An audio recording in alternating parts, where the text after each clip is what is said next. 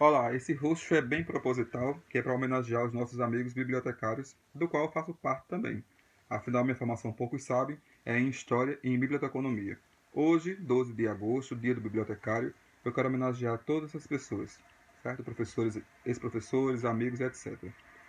Mas o nosso vídeo tem como sugestão lugares de memória. As bibliotecas, enfim, são os grandes repositórios, os grandes primeiros lugares de memória. Lá se classifica, se indexa, se cataloga, seção de multimeios, periódicos, revistas, jornais. A biblioteca não é só lugar onde se guarda livros, não. A biblioteca é lugar de muita história e de muita memória. Existe uma diferença, sim, entre história e memória. Mas aí eu vou dar a isca e vocês pescam. Vão ler o livro História e Memória de Jacques Legoff para compreender qual é a diferença entre história e memória. Mas eu já adianto que é uma coisa mínima. Os arquivos, ou seja, os arquivistas, são primos dos bibliotecários. É o segundo espaço também onde produz-se memória de grande qualidade. A memória está imbuída a esses lugares do conhecimento, do saber. As bibliotecas, os arquivos. Os blogs, as tecnologias virtuais, também são espaços de memórias, onde as pessoas, cada vez mais nesse mundo louco tecnológico, estão depositando suas informações lá, na rede mundial dos computadores. Os diários, as cartas, são lugares de memória, sim, porque a gente encontra no que foi escrito, produzido, informações que são úteis para entender o processo histórico como um todo.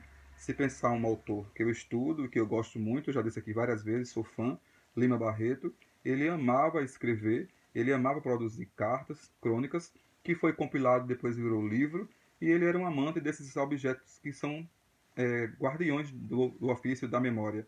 O diário do hospício que ele escreveu, o seu diário íntimo. Então, Lima Barreto era uma expressão viva da defesa da memória. Nós também podemos acrescentar aqui os museus, né? Quem é que nunca foi no museu? Museu é uma expressividade grande, um guardião fantástico da memória. Poucas pessoas têm o costume e o hábito de ir aos museus, mas ali no museu a memória está sempre guardada e resguardada. A nossa Paraíba é carente de museus, infelizmente, mas o Brasil como um todo temos museus de grande qualidade. Para mim, uma questão assim que eu posso até estar um pouco equivocado, mas aí vocês podem fazer as críticas de vocês comentando. A nossa mente é o nosso principal lugar de memória, porque é na nossa cabeça onde nós guardamos as nossas informações, os nossos anseios, as nossas tristezas, as nossas decepções, e tudo isso fica aqui guardado.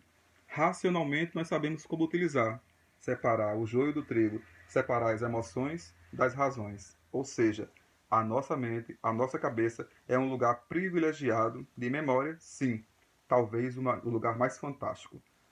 As repartições, os institutos, e aqui eu chamo a atenção para o Instituto Histórico e Geográfico Paraibano, da qual sou vinculado e faço pesquisas por lá, é um lugar incrível de memória, ou seja, a informação está preservada. Memória, a gente preserva a informação.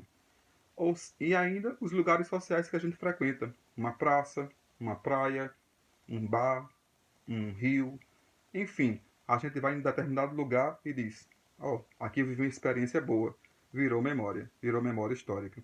A gente vai produzir um curso, lá a gente produz ciência, virou memória histórica. Então, os lugares de memória são aqueles lugares onde se conservam a informação, onde se conserva o saber, onde as pessoas têm a capacidade técnica de produzir, de reproduzir, de contar, de recontar. E esses espaços não precisam ir muito longe, não. Basta a mente. A nossa mente é o maior espaço de memória.